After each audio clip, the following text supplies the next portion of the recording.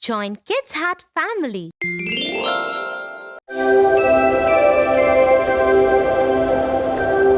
Jingle bells, I love Christmas and I love Santa. Me too. But Tofu, do you know we call it Christmas because Jesus Christ was born that day? Really? No. But now you tell me. Please tell me a Christmas story. Tell me Jesus Christ's birthday story. Today, I'll tell you the most wonderful story of them all. The birth of Jesus Christ. The Christmas story. About 2,000 years ago, in a small town called Nazareth, there was a little house where lived a young Jewish girl named Mary. She was not married, but she was going to be real soon, to a good man named Joseph. Well, one day, something amazing happened.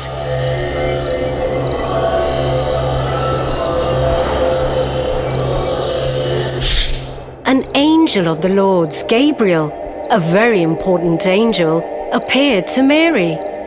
Who are you? I am Gabriel. Don't be afraid, Mary. You have found favor with God. He loves you very much. God has sent me here to tell you that soon you'll have a son. Huh? Me? A son? Yes, a son. He will be called Jesus. He will be great and will be called the Son of God. Mary was very obedient, and she said, I am the handmaid of the Lord.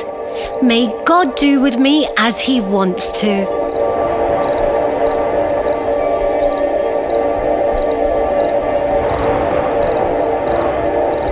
Mary wanted to do just as God told her to do.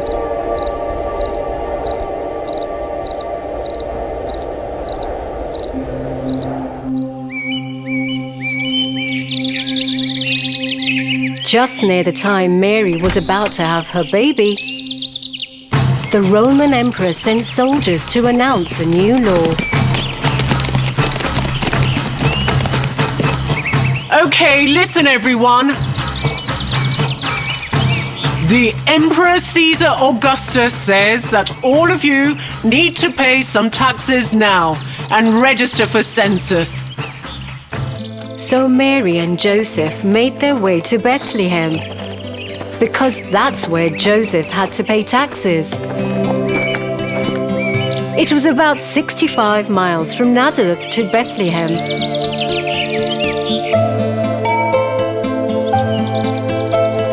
And the trip took many, many days.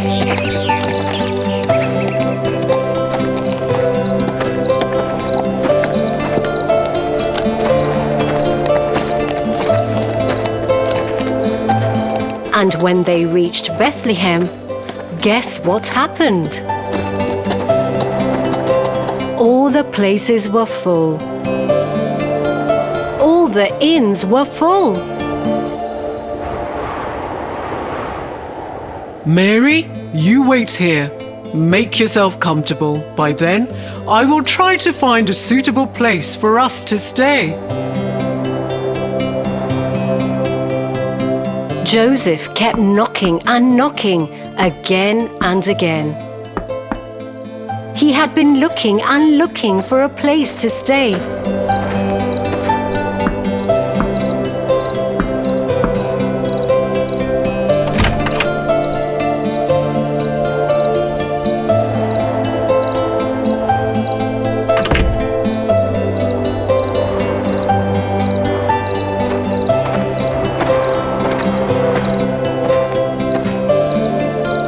And Mary was about to have a baby. Well, I have tried almost all the inns, and it looks like all of them are full. Dear Mary, how do you feel? I am very tired, Joseph. But please don't worry. I am sure God will provide a place for us. Poor Joseph and Mary were so tired and didn't know what to do. Oh God, tell me what to do. Help me. I have no idea, no clue. It's sad that Mary and Joseph had no place to stay, no place to go. A place no one would have expected the Son of God to be born in. It wasn't a palace, not some castle, not in a fancy building either. God's Son was born in a humble small stable.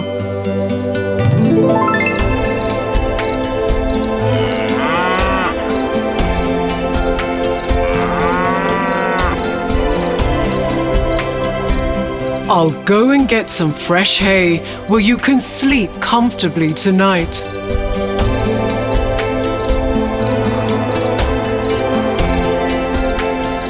That night, Jesus was born.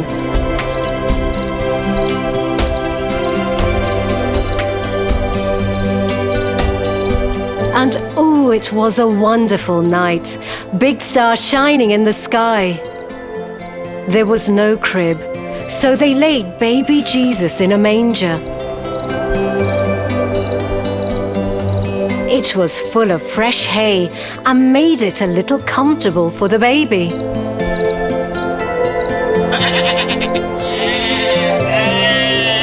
Near Bethlehem, that night there were some shepherds keeping watch over their flocks of sheep. When suddenly an angel appeared to them.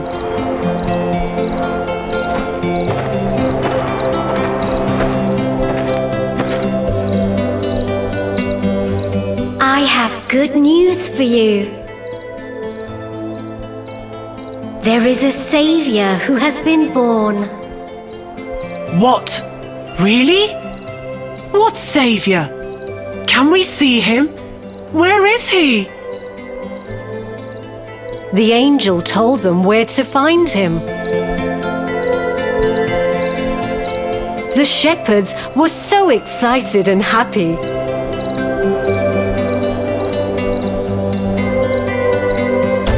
They ran to the stable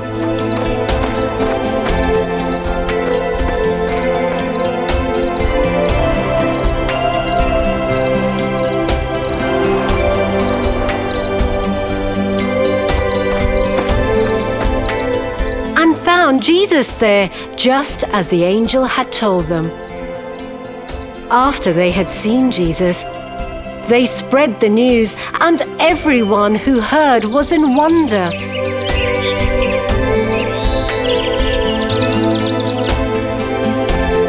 In wonder, just like you are.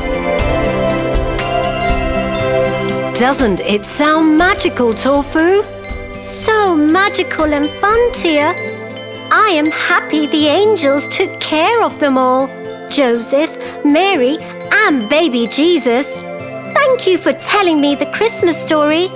I'll tell it to everyone in my school tomorrow. That'll be great, Tofu. I love telling you new stories. But be careful and don't fall off that ladder. There are no angels here to save you. You are my angel. I'll always love you, Tofu. Merry Christmas.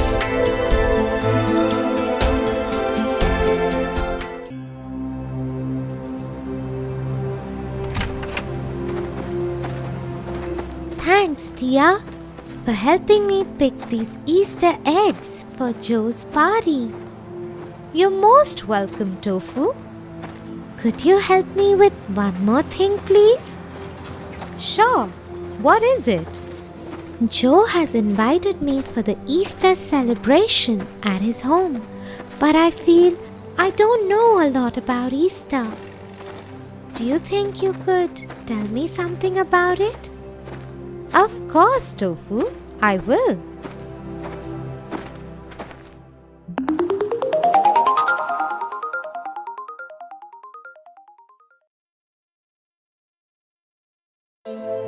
Easter is the celebration of the resurrection of Jesus Christ after his crucifixion.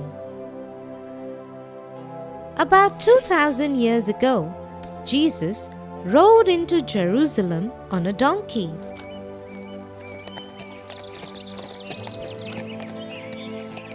There, he started preaching the people the right and the wrong they were doing. He performed many miracles too.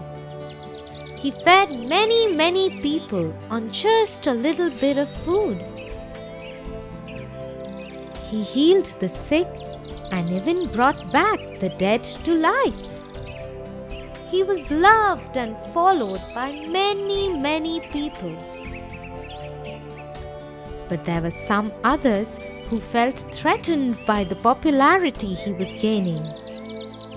These people got together with Judas Iscariot, a disciple of Jesus who too was jealous of all the love that he was receiving. Judas agreed to betray Jesus for 30 pieces of silver. One night, Jesus sat down with his disciples to have a meal.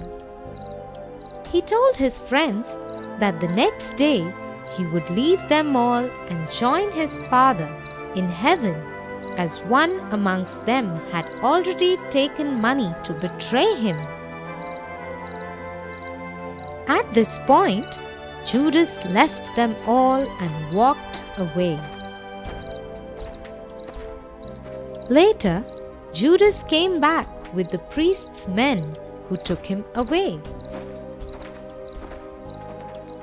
The Jewish leaders asked him if he was the Son of God.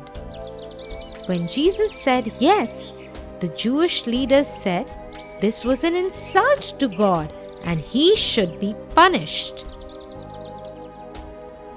Eventually, on Friday, Jesus was nailed to a cross through his hands and feet, and the cross was raised to stand. Jesus stayed nailed to the cross till night, when he finally died. This day came to be known as Good Friday. Friends of Jesus and Mary, his mother, brought him down from the cross and laid him in a cave and made it his tomb. They sealed the cave with a rock. Mary Magdalene, a friend of Jesus, visited his tomb 2 days later on a Sunday. But the tomb was open and Jesus' body was not there. When Jesus' mother found out about it, she broke down crying. A stranger came to her then and told her that her son was now with the Lord. She asked him how he knew this. The man told her that he was Jesus. He had risen from the dead. Mary, overjoyed to know this, she spread the word of Jesus' resurrection on this day came to be celebrated as Easter Sunday. Wow, Tia! Thanks for telling me all this.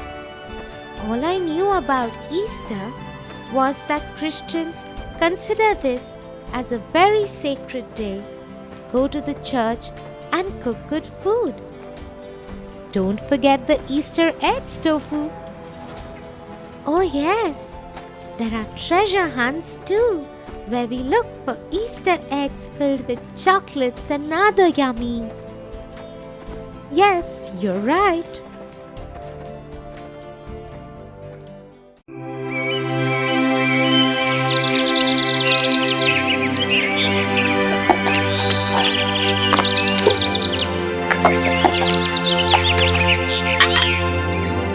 Tofu, please finish your breakfast first.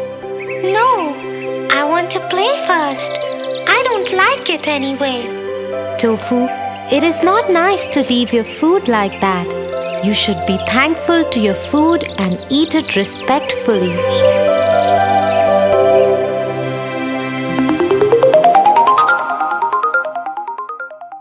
The first Thanksgiving.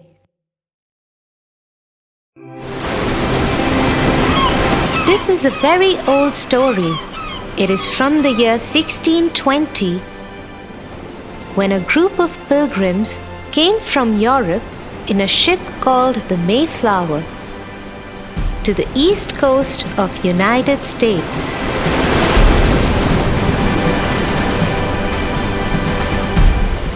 We have reached this new land, and we shall make it our home now. Let us call it Plymouth.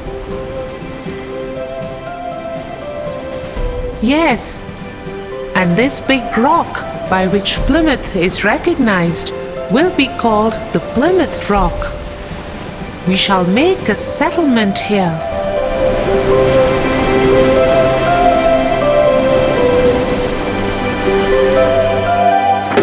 And so the pilgrims got busy trying to make a settlement in their new home.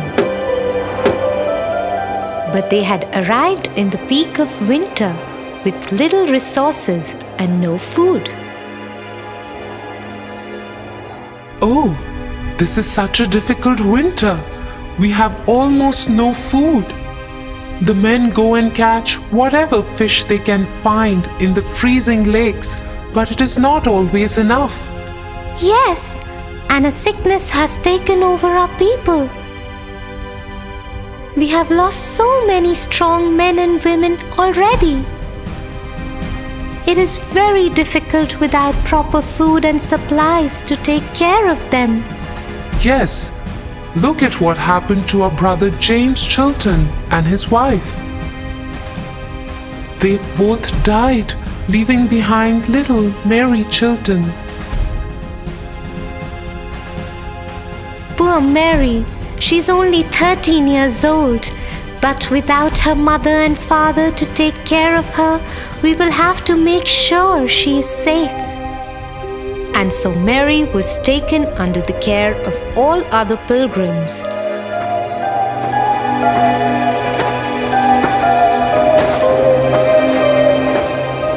But it was a hard sickness, and people died from extreme cold, lack of food, and the sickness that had come over their settlement. This meant Mary had to work hard. Many of the older women amongst the pilgrims had died, and the remaining work had to be shared by everyone. Mary took care of cooking and laundry for the men and boys whose wives or mothers had died.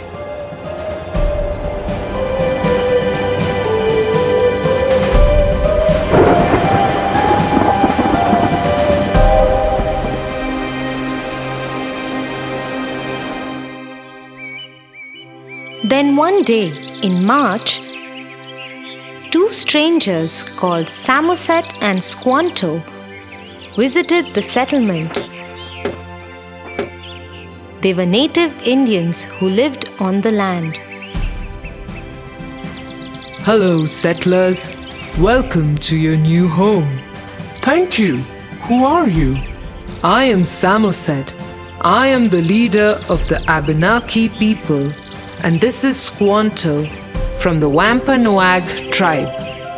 Hello, Samoset and Squanto. How is it that you speak such good English? I have had experience with other settlers who know English. We see that we are having trouble with food. Squanto here can teach you how to grow food on this soil. And so the pilgrims made new friends and learned how to grow food in their new home. They learned that using fish as fertilizers will help their crops grow better. With the help of Squanto and the other people of his tribe, the pilgrims grew a healthy crop of beans, pumpkins, and corns. To celebrate the harvest, the pilgrims invited King Massasoit of the Wampanoag tribe to the feast.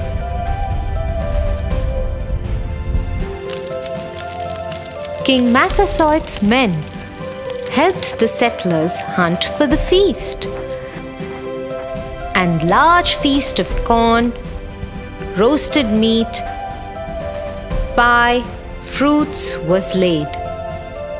The pilgrims dedicated this day to getting together with friends and family and thanking God for the abundance of good food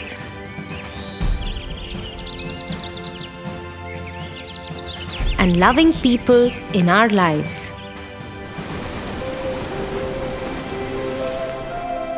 I get it now, Tia. We should be thankful for the abundance of food we have. I shall respectfully eat whatever is served to me. That is so wonderful, Tofu. I am proud of you.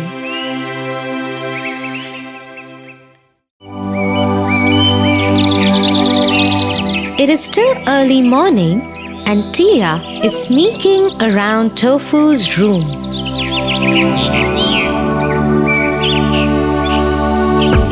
She puts a beautifully wrapped gift box on his desk.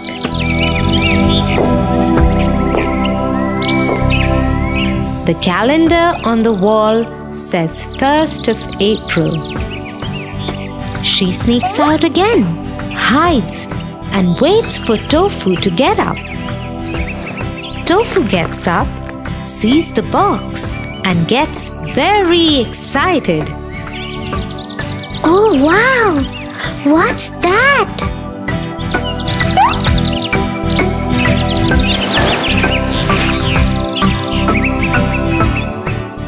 Is it a gift for me?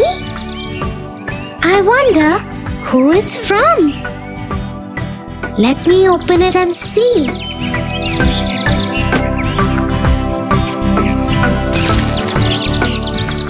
Huh? It's empty.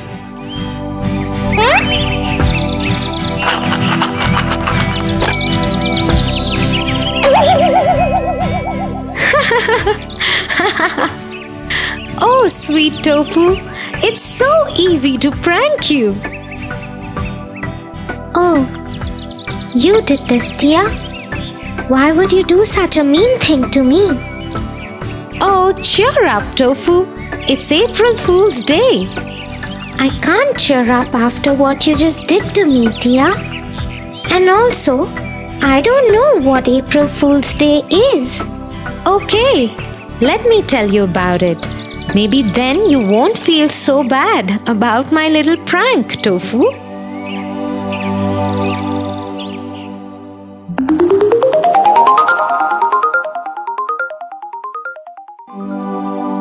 There are so many different stories about how 1st April came to be celebrated as April Fool's Day. But the most widespread one is about the calendar. In the year 1582, Pope Gregory XIII introduced a new calendar, the Gregorian calendar. This calendar started the new year on the 1st of January. But back then, information took time to spread. Remember, there was no internet or phone back then. So for a long time, many people didn't know about the change in the calendar. And many others who knew about it refused to accept the new calendar. These people continued to celebrate the New Year's Day on 1st of April. The people who had accepted the new calendar now started making fun of these non-believers.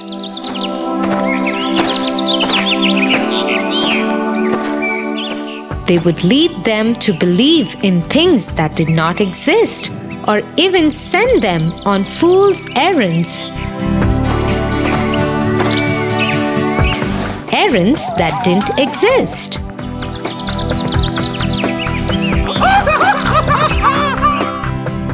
Eventually, the new calendar was accepted worldwide, but the pranks stayed on. Friends, siblings, relatives, and even parents often play tricks on their loved ones on 1st April. All the pranks are just for harmless fun and never to hurt anyone.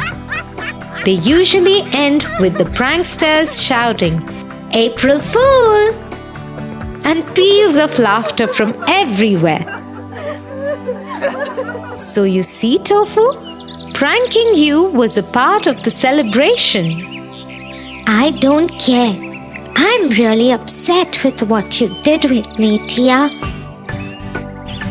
Oh no, Tofu, I'm really sorry.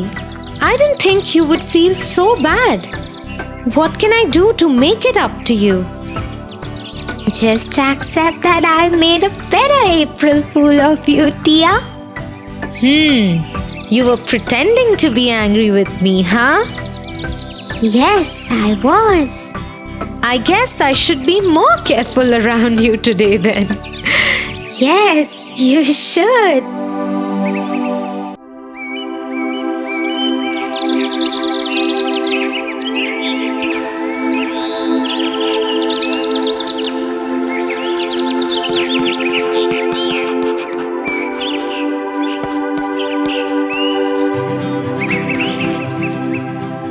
What is your project about, Tofu? We have to raise money for the class show. We have to make and sell something. So, what have you decided to make? That's where the trouble is. I can't think of anything. I wish I had some magic and I could just get as much money as I wanted. In fact, I would use the magic to become the richest person on earth and sit back and relax the whole day. I would do nothing else. Well, Tofu, you do know that there is more in life than only being rich. People like you more when you are honest, hardworking, and humble. That's how Aladdin found his princess and lived a happy life. Aladdin? Who is that? I'll tell you.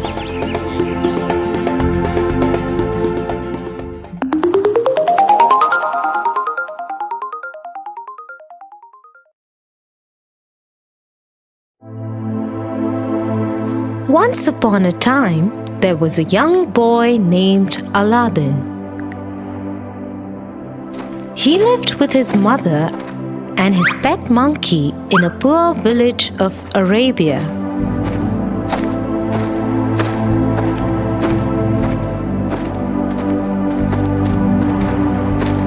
The only relative Aladdin and his mother had was a distant uncle who hardly kept in touch with them.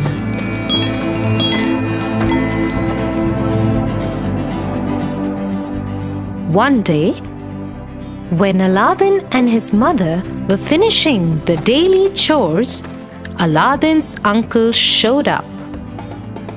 Brother, what a pleasant surprise! How are you, sister? How is your son?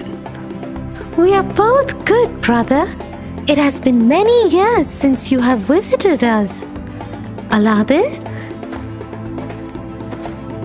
this is your uncle. You saw him once when you were a little baby. Hello, uncle. Oh, what a young lad he has become. But I'm sorry to see the state of things you have to live in, sister. I have a proposition. Let me take Aladdin with me and I will find him some work. Once he has earned enough, he can come back to you.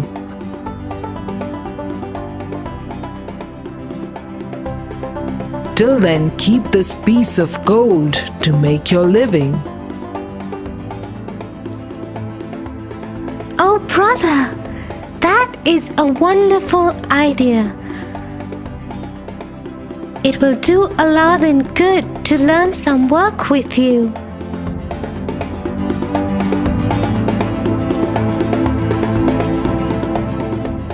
The next morning, Aladdin and his uncle left.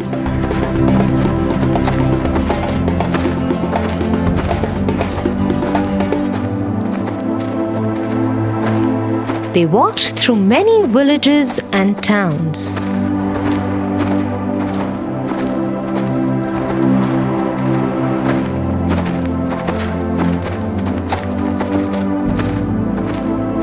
Till one day, they came to a quiet place outside one of the villages. There were many caves and tunnels there. What are we doing here, Uncle? I have a job for you here. Here, Uncle? But there is nothing here except these rocks and caves. Look there, under the tree. There is a large stone with a ring on it.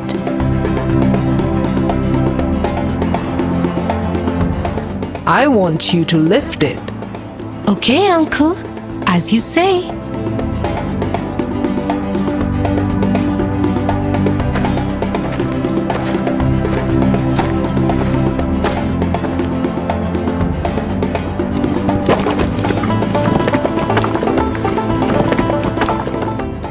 Please, help me, Uncle. This rock is very heavy. No, I can't help you. It is your job. You have to do it.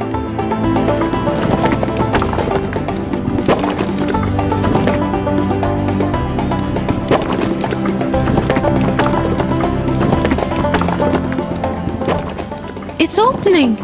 It's opening, Uncle. I can see a narrow passage and some stairs leading further down.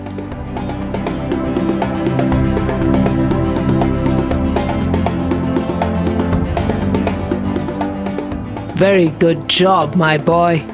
Now I want you to go in there. But before you go, here, wear my ring. This is a magical ring. It will keep you safe. Yes, Uncle. Aladdin follows his uncle's directions and goes down the stairs.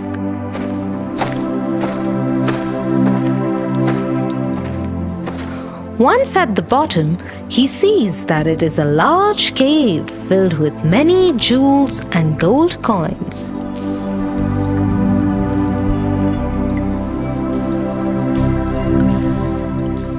Pick up the large gold plates and urns. Fill them up with gold and jewels. Pick up anything else that you think may be worth something. Aladdin does as his uncle had told him. He stuffed the large urns with many precious items and made his way back towards the staircase. On his way out, he saw a small dusty lamp. Although it didn't look precious, he decided to take it too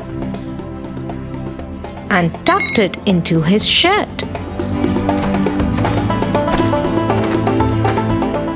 When Aladdin had reached the top of the staircase, he called out to his uncle for help. Here, Uncle. Please take these urns and then pull me up too. I cannot get out by myself. The opening is too far for me. Yes, yes. Give me the urns. Okay, Uncle. Now pull me out. Pull you out so that you can go and tell everyone where the treasure is? Ha! Never. I brought you along because this is a cursed cave. Only a small boy can go in and out of it. I have what I wanted. I don't have to come back for more for a long time. Saying so, Aladdin's uncle shut the cave's opening with a large stone that had a ring on it.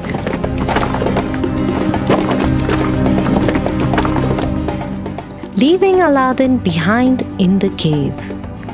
Aladdin was shocked, but he stayed patient.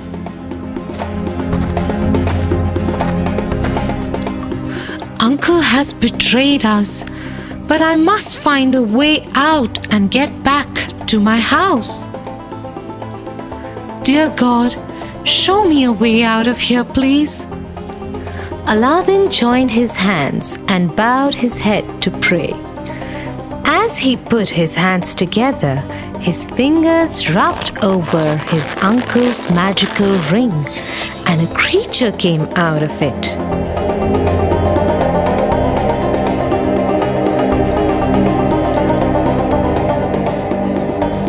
Yes, master. You called me. Who are you? I am the slave of this ring and whoever wears it. I must obey any one command of the master of the ring, and then the ring will be destroyed, freeing me. How may I serve you, my master? Can you please get me out of here and back home to my mother? Yes, master, right away. The next moment, Aladdin was home with his mother. His mother was surprised to see him back home so soon and in such an abrupt manner. My son, you have returned so soon. Where is your uncle? Have you already earned so much money? Uncle cheated on us, Mother. I will tell you everything, but first give me something to eat. I haven't eaten anything since yesterday. Aladdin's mother served him the remainder of food as he told her what had happened and how his uncle had tricked and abandoned him. I can't believe my own brother would do this to us, son. I am glad you're home safe now. But the gold coin your uncle gave me has run out, and we have nothing to eat now. Don't worry, Mother. I have this lamp. I will go into the market and sell it tomorrow. Let us sleep for now.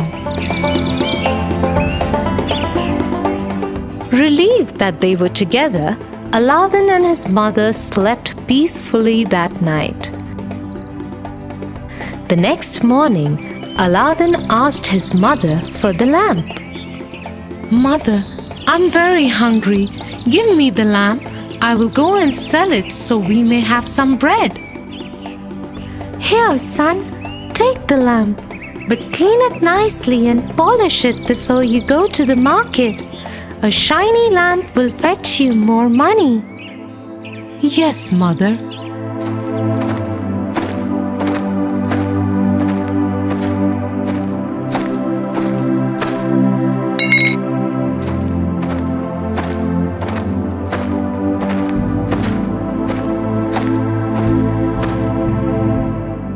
As Aladdin started rubbing the lamp clean with his shirt,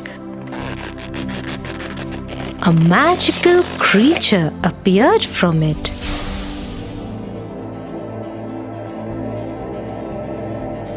Yes, master. What is your command for me? Master? Are you like the creature of the ring? Yes, master. He is my brother, and I know that he freed you from the caves. What is going on, Aladdin? Who is this? Don't worry, mother. This is a magical creature of the lamp. He will grant us anything we wish for. Call me Genie, my master. Very well, Genie. Please get us something to eat. We are very hungry. As soon as Aladdin had said it, several silver plates appeared with a variety of food in them.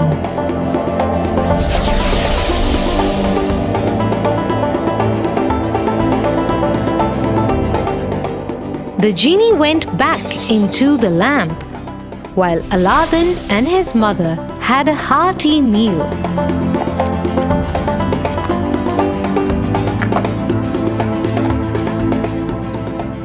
When it was evening, they were hungry again.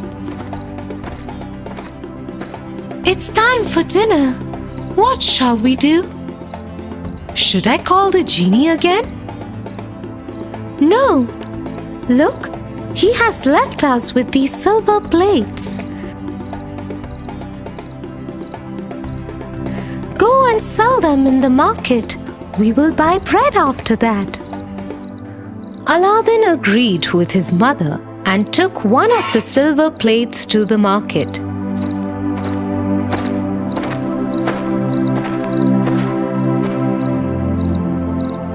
He saw a Turkish trader and decided to strike a deal with him.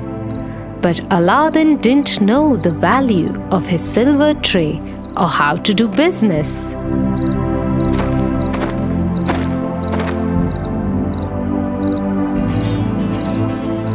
How much you want for this tray? Please give me whatever you think is fit. I trust you.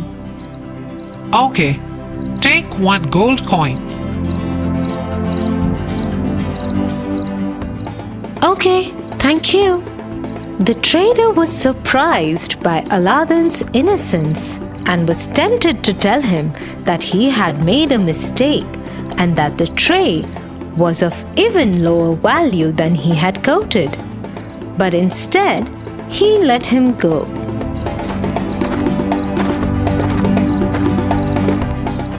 Such an innocent boy. He didn't even bother to find out the actual value of the plate. Just trusted me blindly. Perhaps I should have given him the fair value. Haha, anyways. With the gold coin he had got, Aladdin bought food and other necessary supplies for his home.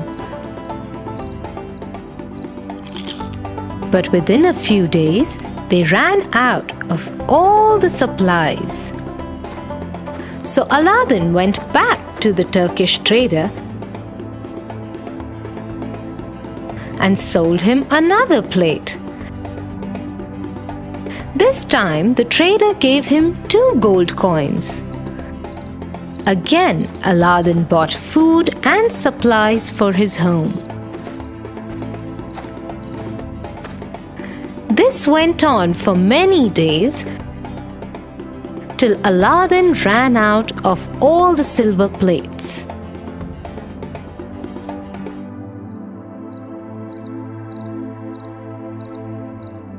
Son, there is no food in the house and no plates to sell as well.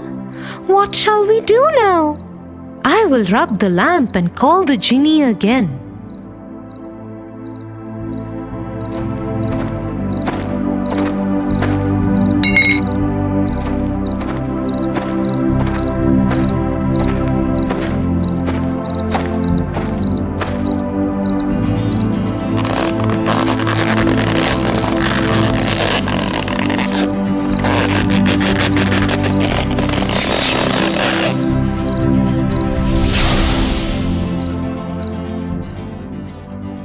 Yes, master. How can I help you today? There is no food in the house.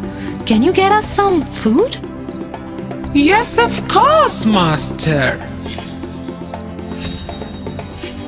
Once again, the genie brought them food on many silver plates.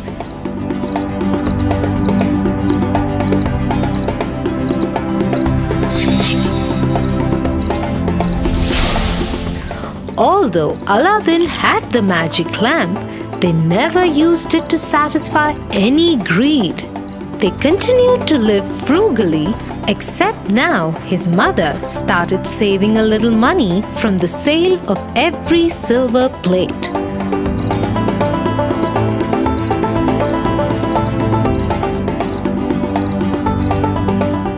Like this, in a few years, they had enough money to live a decent life. Aladdin even became a merchant and almost never used the lamp again. One day, he was returning from work. He happened to see the princess as a procession passed from the street.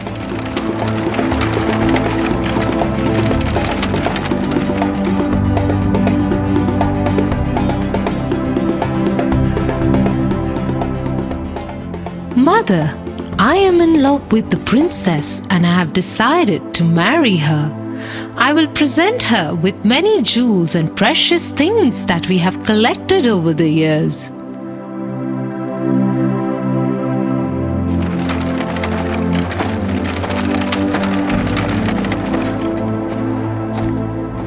Aladdin went to the king and asked for his daughter's hand in marriage.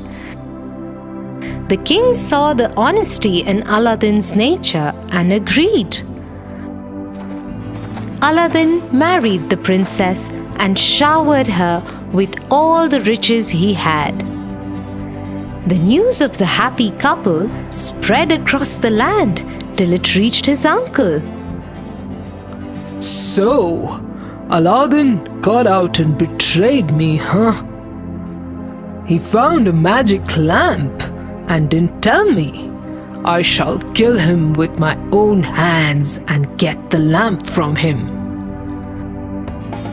One day, when Aladdin was away at work, his uncle went to his home and stole the magic lamp.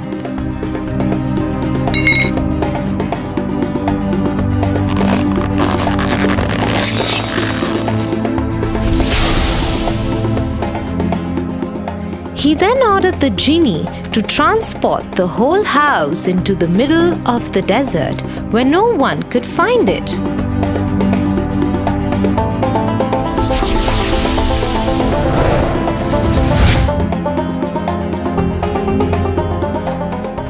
What have you done?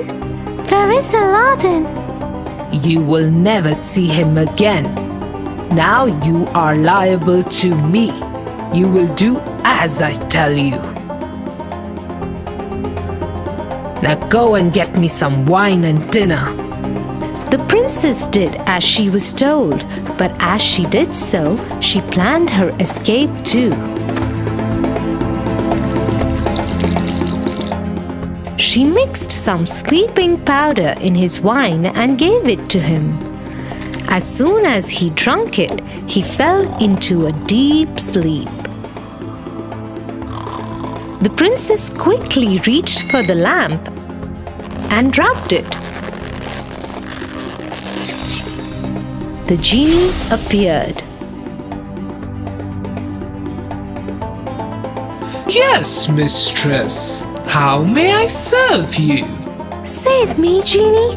Please find Aladdin and get him here. Yes, mistress.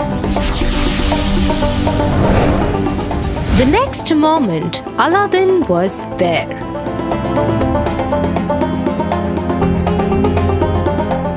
He saw his uncle sleeping and the genie present. He understood what had happened immediately. He waited till his uncle got up. And then he killed him.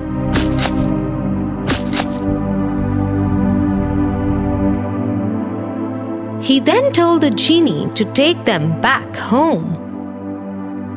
The genie did as told.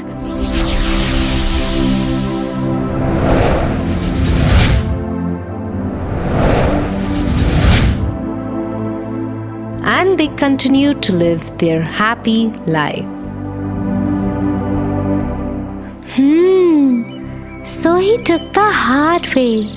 What a good man Aladdin was. Yes, he was. Well, I think I do want to be honest and sincere like him. I am never going to look for shortcuts or be lazy again, Tia. I promise.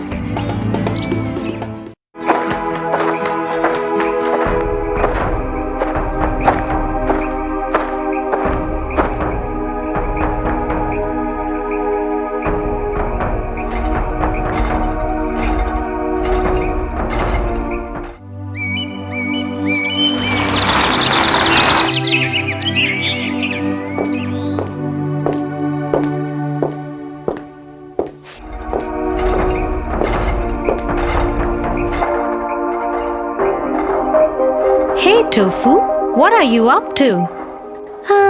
Nothing much. Just watching TV. Oh, cool. Are you done with your homework already? We didn't have much homework today. We just have a research assignment. I'm impressed. So you finished your research work so soon? Oh no, I haven't.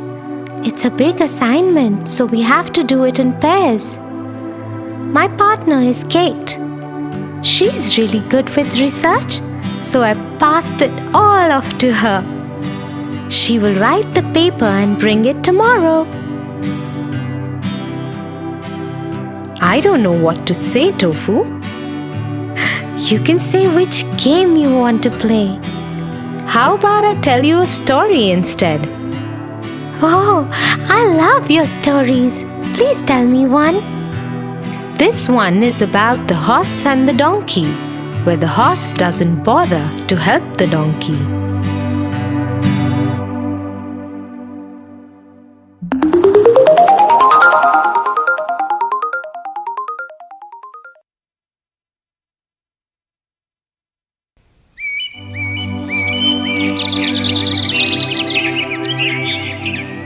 Once upon a time, there was a poor washerman. All he had was a donkey and a horse.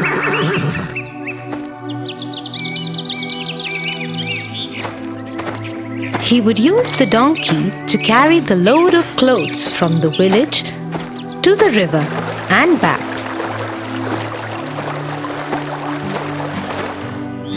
While he would use the horse for himself to go wherever he needed to. The horse enjoyed an easy life, carrying only his master, while the poor donkey did all the hard work.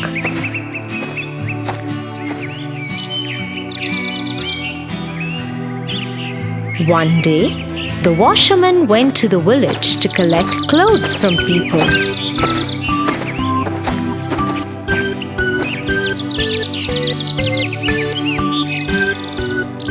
Hello? Are there any clothes you want to give for washing today? Yes, I have. Thank you.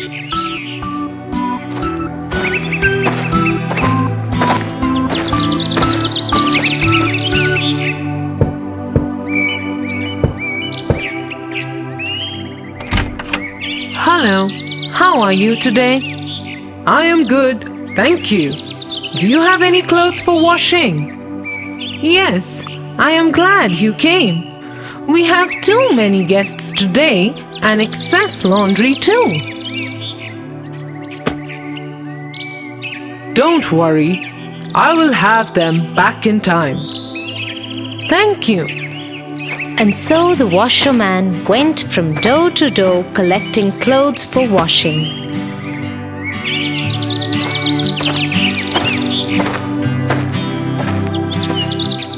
Then he loaded everything onto his donkey.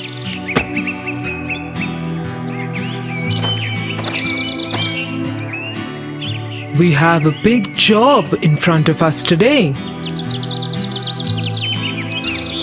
We have more clothes to wash than every other day.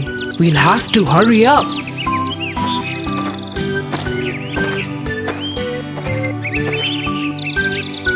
As soon as he got the donkey loaded up, they started moving towards the river.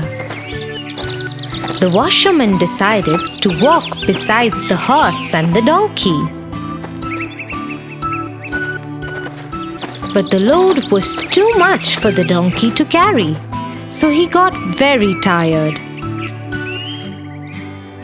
When they were halfway through to the river, the washerman decided to stop to get some rest. He too was tired, having walked all the way instead of riding the horse as usual. That's when the donkey decided to talk to the horse. "Horse, can you please help me?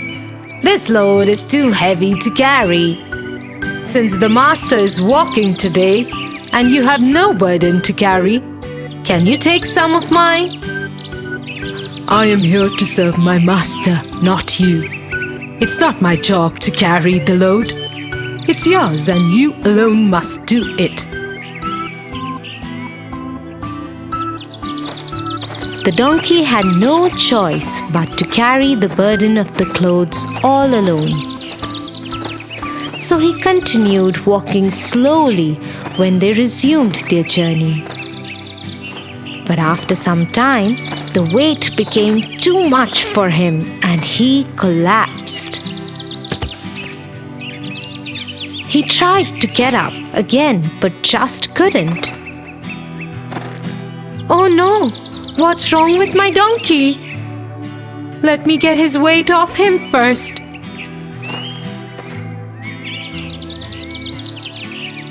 The caring washerman removed the bags and bundles of clothes from the donkey.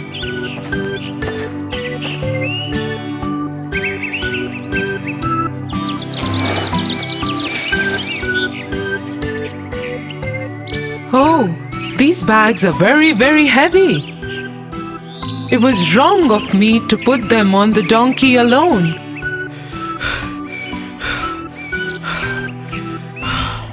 Now he is very tired. He will not be able to carry this burden anymore. I will put everything on the horse. Saying so, he put all the bags and bundles on the back of the horse. Let's give the donkey some rest today.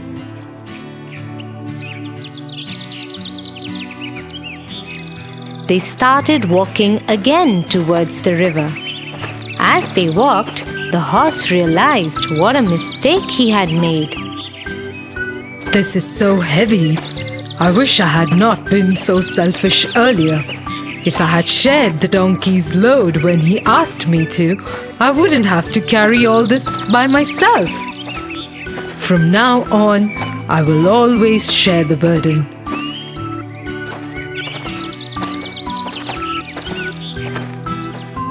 So you see, Tofu, it's always more sensible to share the burden than to not help others.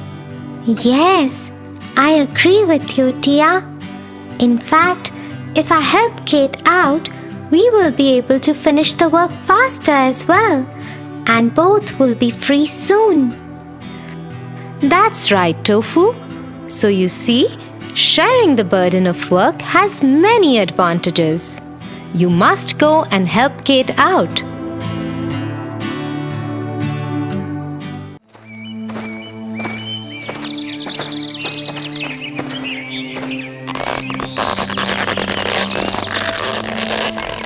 Look at that girl, Tia. That boy will beat her up easily. I don't think she should get into a fight with him. No, Tofu. The boy was wrong to have stolen her bag, and the girl deserves a chance to get it back. But she's a girl. She can't win against a boy like that. She will get hurt. Just because she is a girl doesn't mean she has to fear, Tofu. Girls also have a lot of courage and strength. Do you know of a girl like that? Yes, I do. Her name is Mulan. Mulan?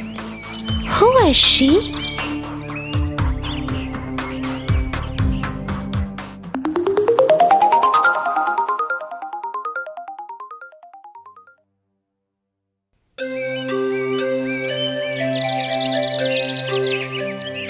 Mulan lived in ancient China with her parents.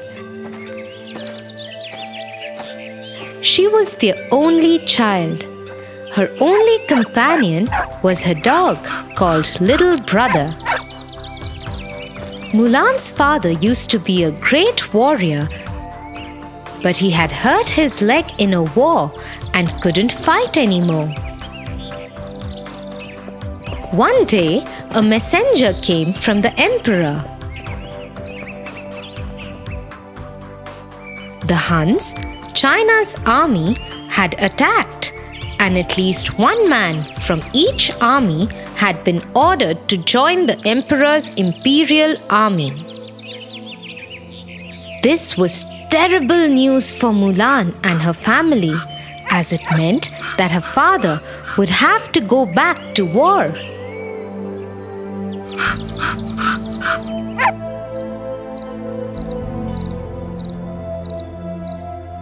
That night, when her parents had slept, Mulan had an idea.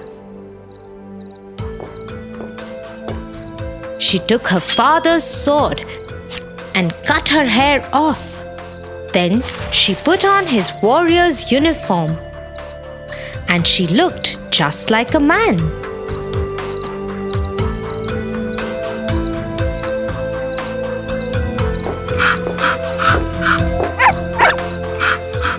She took Little Brother and made her way to the Imperial Army's campsite.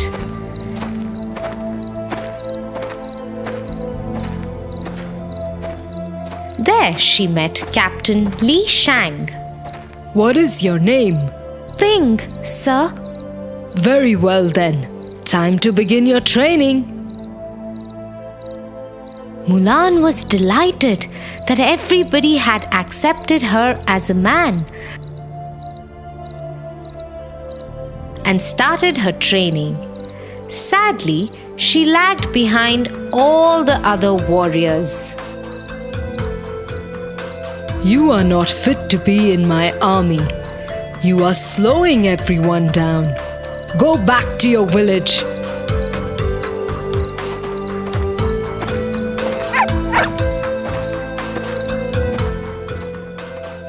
Returning to her village would have brought great shame to her family, so Mulan came up with another plan.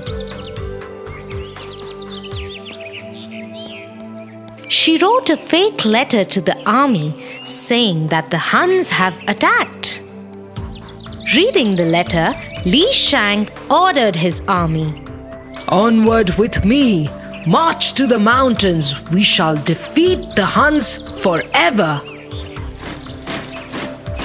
As the army was crossing the pass that led to the mountains, they found themselves surrounded by thousands of Huns. We've been cheated. The Huns were supposed to be in the mountains. Soon the entire imperial army was under attack.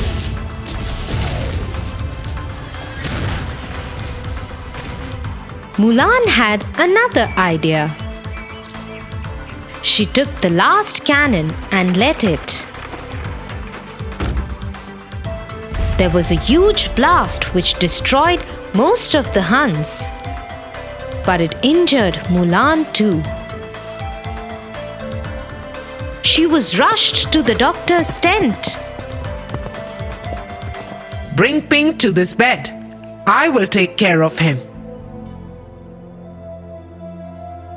But there was a surprise waiting for the doctor.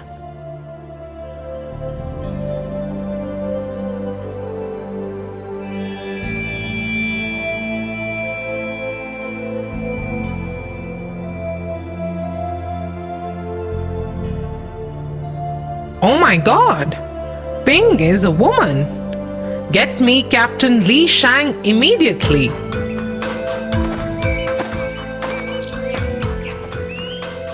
The doctor told the captain what she'd found. Few days later, when the army started moving, Shang spoke to Mulan. You have cheated me. But you also saved the army in the passes. Hence, your punishment is that you can no longer be a part of the army. You will not come with us. Mulan was very upset and heartbroken. She needed to do something to save her family's honor. That's when she heard the Huns' voices.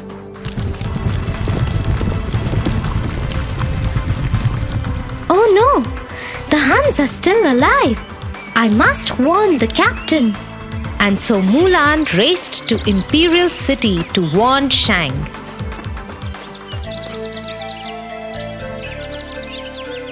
They are alive! We must prepare for another attack from the Huns! I cannot trust you anymore.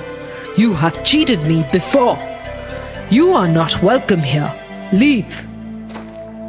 Mulan tried to inform the other leaders, but no one would listen to her.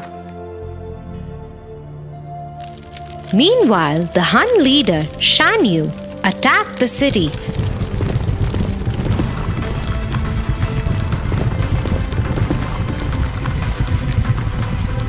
And kidnapped the emperor. Li Shang and Mulan freed the emperor.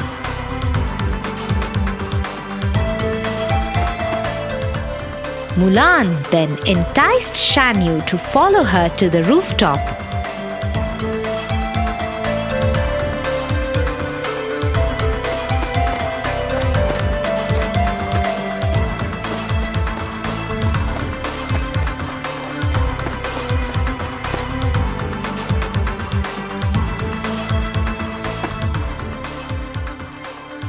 There she tricked him and grabbed his sword and pinned his coat to the roof. As the two armies collided,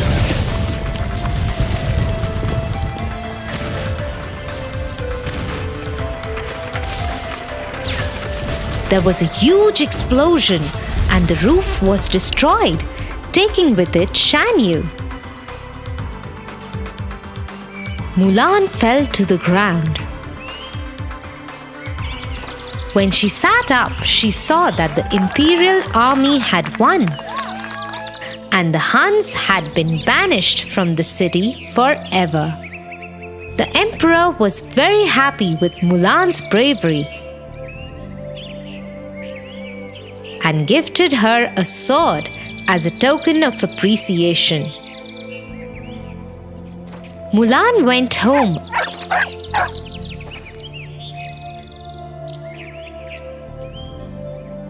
and presented the sword to her father, who was very happy with the honor that his daughter had brought to the family.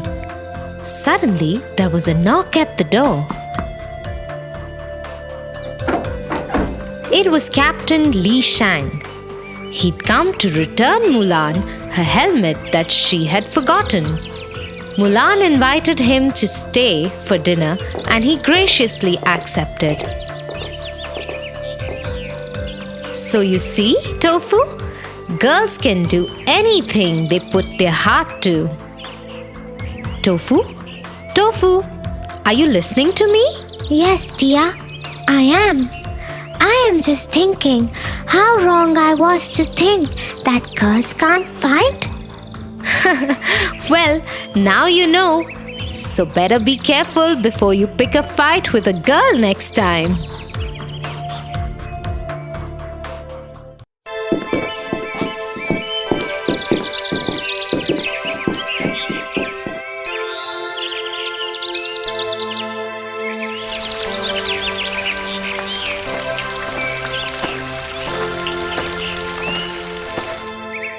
Isn't that John and his older brother? Yes, that's them. Look at that. He is really troubling his brother.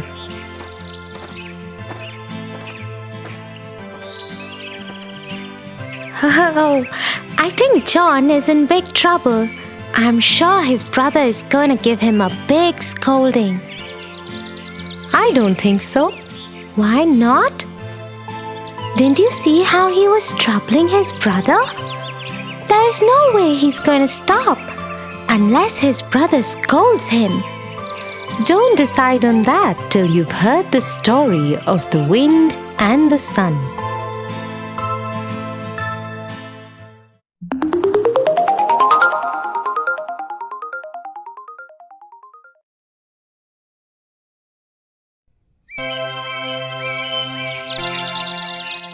A long time ago, the wind and the sun were just talking when the wind said something strange to the sun. You do know that I am more powerful than you, don't you? Don't be arrogant, my friend. But the wind got offended. I am not being arrogant. I am being truthful. If you don't believe me, let's have a competition right now. The sun did not want to compete with his friend, but the wind left him with no choice. Reluctantly, he agreed. Okay, my friend. Let's have a competition. Just then, a young man was walking on the road below them. He was wearing a beautiful scarf and a handsome coat. See that man below? Whoever can get the scarf and the coat off him wins. Okay, wind. You go ahead first. And so the wind blew at the man. The man's scarf moved a bit and his coat front flapped a little. I was just beginning. I will show the man some more of my power now. Now the wind blew a little more strongly. The man's scarf and coat front started flapping more in the wind. The wind grew fiercer and blew more wildly at him.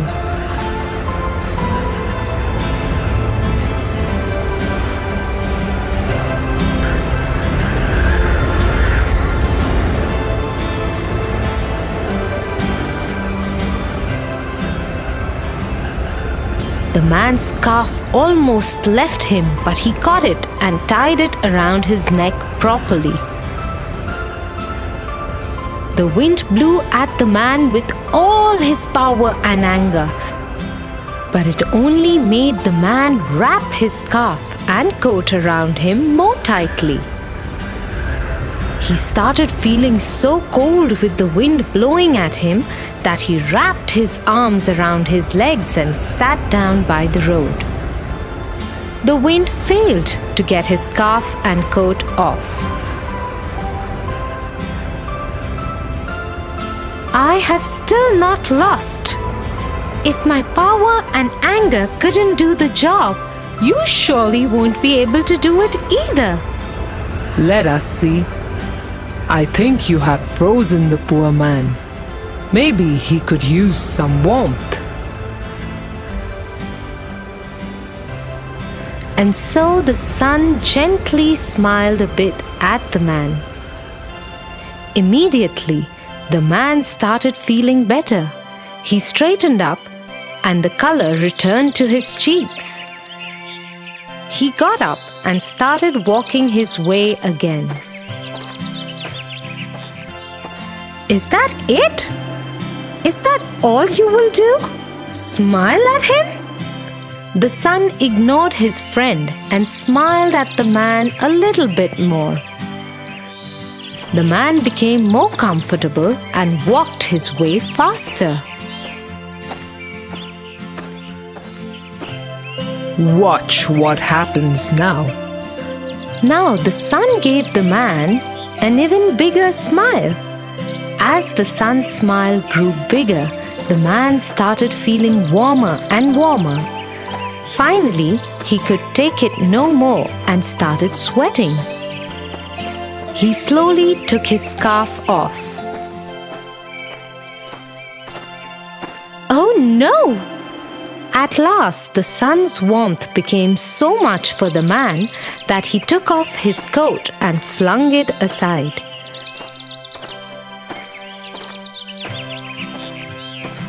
The sun had won the competition. I am sorry, I underestimated the effect of gentleness. I thought only power could make things happen in the world, but I was wrong. Oh, don't worry, my friend. Why don't you blow at him gently so his sweat can vanish? The wind did so while the sun continued to smile at him lightly. The man went on his way enjoying a pleasant day.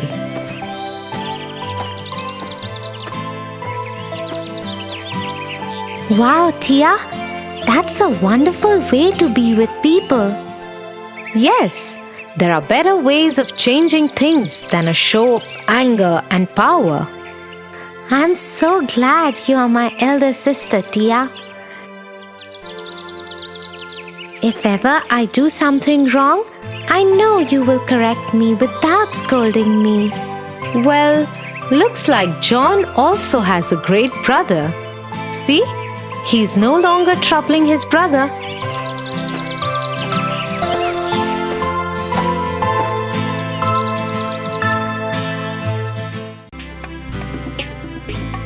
For your favorite rhymes, stories, and more, join Kids Hut family.